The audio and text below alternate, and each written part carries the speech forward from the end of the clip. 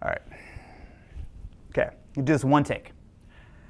Hey guys, this is Austin. Between reviewing laptops, building PCs, and checking out the latest smartphones, I've been able to review a lot of computers. One of the reasons that I like to write these reviews and share them on social media is because most people do not know the difference between a computer and a laptop. It's so confusing that we're really just trying to help customers by answering their questions while they're in the building. I know in the past that a lot of people were uncomfortable buying laptops because they're more difficult to use. Nowadays, it's just about getting in, running the software, and using it. Speaking of, let's talk about some of the upcoming tech for 2019. New game consoles like the PS5 and next-gen Xbox are due to be announced at E3 later this year. They will cost upwards of $5,000 each, which is pretty big if you think about it. If you're looking for a gaming PC to run games, then look elsewhere. This means that some games will not be supported on console. That is why we need to see more PC options coming to market with AMD hardware and NVIDIA hardware. The future looks brighter with this move from Haswell to Zen. Speaking of AMD, they've got some seriously impressive hardware coming up. Both Ryzen 3rd Gen and Navi graphics are on the horizon. They've also announced that there will be a new Polaris chip, codenamed Radeon Provenance.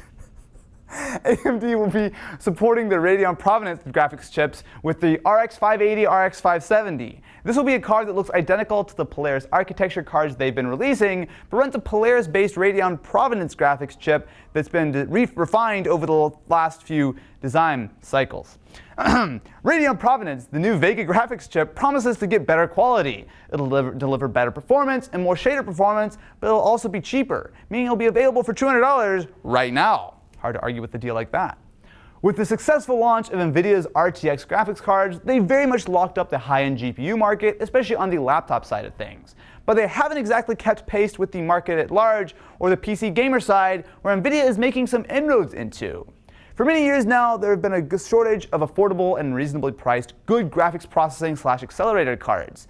Not only that, but the supply was so tight and low profile, it was easy to find.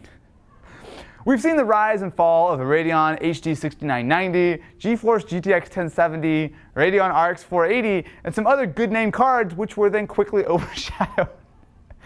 The GK104 was the big hit for a few years, and then NVIDIA quickly took this up as well, but it seems things have turned around since then. Intel hasn't been standing still either. Their 10nm Ice Lake chips are finally about to ship, which promises big performance and power savings. 10nm is looking pretty good, with clock speeds in 200 to 225 megahertz range. That's blistering speed. We had some bad news yesterday, though. Intel officially confirmed at IFA 2013 that they were removing 1 year of the 10nm production of their i7 4770K from all production of the company's desktop processors. However, it appears that this has been a temporary decision. Intel has since confirmed that it will, quote, will begin reprogramming some of its i7 4770K product line in response to higher demand from some customer segments and more volume sales. That sounds like a real Intel quote. On the mobile side of things, Google, of course, just announced their new budget Pixel 3a, which promises better performance in some cases and better battery life with its 6,000 mAh battery. It's actually pretty good. But it is still a little expensive when compared to what Apple's cheaper iPhone 7 will cost. I don't know why this is so funny. This is not good. The Pixel 3 will come with 32 gigs of storage, including an optional 128 gigs of storage. While you will get the same 3G/4G speed as the other phones I've used from Google, this is more than enough.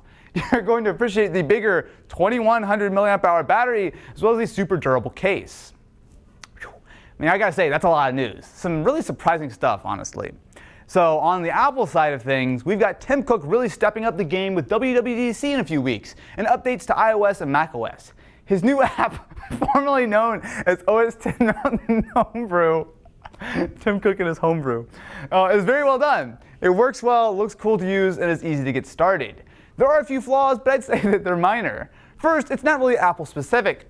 The OS X Mountain Lion developer preview is far from perfect, but it's an amazing improvement. What really makes it worth installing is the added, quote, customize feature from the default system settings.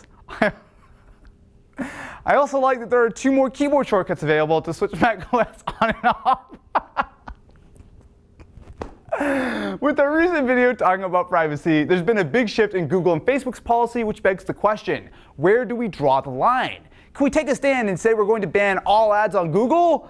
The short answer is no. That may seem like a small one, and that's why at all costs, when we hear about our friends asking their friends on Facebook, we've been able to keep them and keep advertising off of Facebook for months. When it comes to advertising on Google for free or using the Google search engine to create a profile, they're just going to have to deal with it.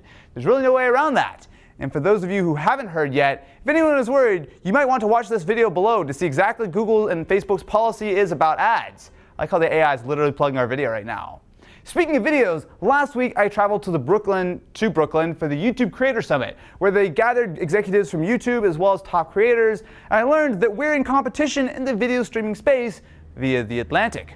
It's a great start for the industry as they've been talking about it for a great amount of time, and this is an exciting time when YouTube starts to build the next generation of YouTube originals.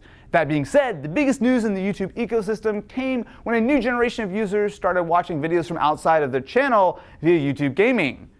These videos are more targeted toward teens and kids who are at a competitive disadvantage when it comes to viewing videos from popular YouTube creators.